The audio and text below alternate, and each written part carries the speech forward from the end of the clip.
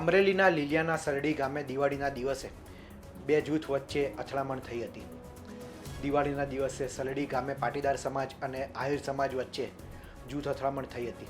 ગ્રામ પંચાયતની ચૂંટણીના પરિણામને લઈને ઘણા સમયથી બે સમાજ વચ્ચે મતભેદ ચાલતો હતો. તેવામાં દિવાળીના દિવસે બે સમાજના યુવક વચ્ચે બબાલ થઈ જેણે ઉગ્ર સ્વરૂપ ધારણ કર્યું હતું અને જોતજોતાં બે સમાજના ટોળા સામસામે આવી ગયા હતા.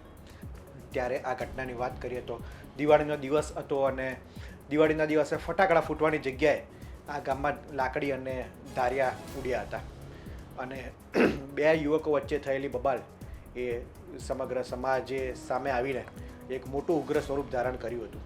ત્યારે પોલીસે હવે 16 લોકોને ઘટના સ્થળે લાવીને રિકન્સ્ટ્રક્શન કર્યું હતું. ચુસ્ત પોલીસ બંદોબસ્ત વચ્ચે આ તમામ લોકોને ઘટના સ્થળે લાવવામાં આવ્યા હતા અને પોલીસે સમગ્ર ઘટના અંગે માહિતી મેળવી હતી કે ઘટનાનું કારણ શું હતું અને કયા કારણે આ ઘટના બની હતી. ત્યારે આ મામલે પોલીસ અધિકારીનું શું કહેવું છે સાંભળીએ.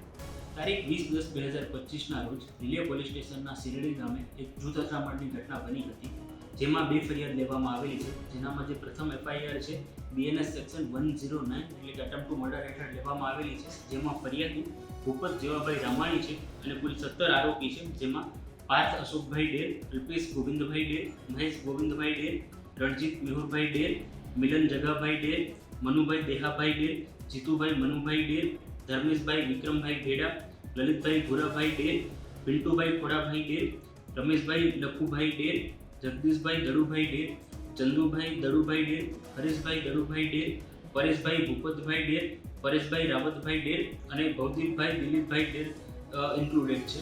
આ ઘટના બનવા પાછળનું મુખ્ય કારણ એવું છે કે ગઈ ગ્રામ પંચાયતની જે ચૂંટણી થયેલી એનામાં જે પરિણામો આવેલા તેના અનુસંધાને બંને જૂથો જે બંને ગ્રુપ છે એમની વચ્ચે મતભેદ થયેલા હતા અને તેના પરિણામ સ્વરૂપે આ ઘટના બનેલી હતી. જે બીજી એફઆઈઆર રજીસ્ટર કરવામાં આવેલી છે એ BNS સેક્શન 115, 351, 352 અને રાઇટિંગના સેક્શન હેઠળ દાખલ કરવામાં આવેલી છે, જેમાં ફરિયાદી જગદીશ ઉર્ફે જગાભાઈ દડુભાઈ ડેર છે અને આરોપી પ્રજ્ઞેશ રમેશભાઈ રામાણી, વિજય રતિભાઈ અકબરી, અક્ષિલભાઈ દિનેશભાઈ રામાણી, કેવલભાઈ દિનેશભાઈ રામાણી, ચેતનભાઈ કનુભાઈ રામાણી, હર્ષદ ભાવચંદભાઈ માંદડિયા, ભૂપતભાઈ જીવાભાઈ રામાણી, કનુભાઈ જીવાભાઈ રામાણી છે.